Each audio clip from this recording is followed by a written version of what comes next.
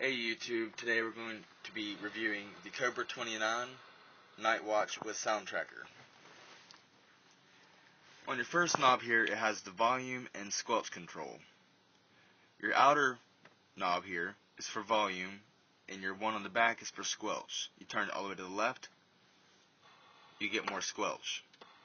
Turn it all the way to the right, no squelch. Your volume here is for your on and off also. So you turn it off, then on. Your next knob is gain and dynamic. The rear knob here is dynamic. That means how strong your voice will come over the airways. Gain is the one over the top. That's for strong, weak signals. Weaker signals all the way to the right, stronger all the way to the left. Your dimmer switch, as you can see the number plate here, you see it nice and bright now. You take it to the left, it'll dim it out. But it still works. As you can see, it's still on. So, your next switch is for weather. You choose from 7 different weather channels, NOAA weather channels. Whichever one comes clearer, that's the one you keep. SWR and calibration is to tune your CB to your antenna, antenna to the CB, and for multiple issues with your SRF. You'll see this nice and big tuning knob for scrolling through your channels. Your next switch is your sound tracking. You click it, red light will come on. Click it again, this indicates that it's on. Click it again, red light goes off. That means sound tracker is disabled. Channel 9, 19, and normal.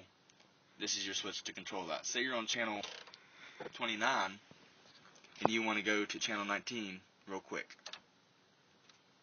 You're on channel 19. Flip it again once down. Channel 9. So you're on channel 9 at that point. Put sound tracker on. So your next switch would be CB and WX. This controls your weather channels. As you've seen here when I was talking about weather, this is where it comes in. Click it down to WX. You just scroll through to see which one's your strongest signal. So mine would be 1. At 12:34 p.m. Flip it back up to go back to CB. CB and PA is short for public address. So if you ever wanted to put a PA siren or horn on your truck for a CB or vehicle running off your CB, you can actually just key in through your microphone to actually talk through the PA system just by flipping a switch. Back to CB. Noise blinker analog and off is this switch right here. SRF, SWR, and calibration switch calibrates your CB for you and checks your SWR on your antenna. All in all, this is a great system. It's nice and clear. I can almost get 60 miles of range on this. So it comes standard with your standard 4-pin Cobra mic. One more thing about this I love about it is, as you can see, it has a relatively big place where you can see where you're keying or not. So when I key, it'll go up. When I let go of the key, it'll go down. And it's below 1 from a SWR. That's where the microphone will hook into. And this is how you wire it to your truck. As you can see, this is my fuse box. See the red wire right there? Goes into a fuse. That's the accessory fuse. I recommend using this fuse for the simple fact, whenever you turn your key off, your CB will turn off with your key. So there's no chance that you're going to run your battery dead. As you can see. Now it's back on. My ground wire, these 2 wires that come off the back of the CB, my ground wire is grounded right here. Power wire into the accessory fuse. And then the fuse box goes up in there to be hidden. As you can see, you can't see my wires or anything hanging down. Once I put that back up, nothing hanging down, nice and clean. Coax cable, I'm using 24 to 25 foot coax cable, goes up underneath the dash panel. I'll pull up that column, window column there.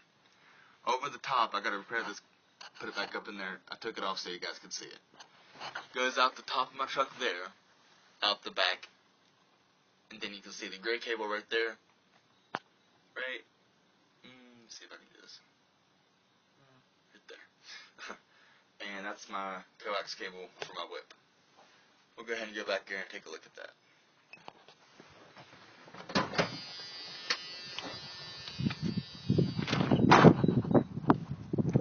I'm running a 102-inch steel whip with a pot-belly spring on a 1986 Dodge Ram Charger.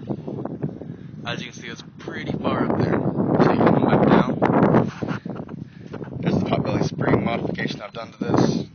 It adds an extra 5 to 6 inches of lift to your whip so you get even better range. I also have the Radio Shack ball mount with the Radio Shack 102-inch steel whip. All you have to do to mount the ball mount is 3 holes, one bigger hole for the ball into your truck with a rubber seal underneath your gray outcoating.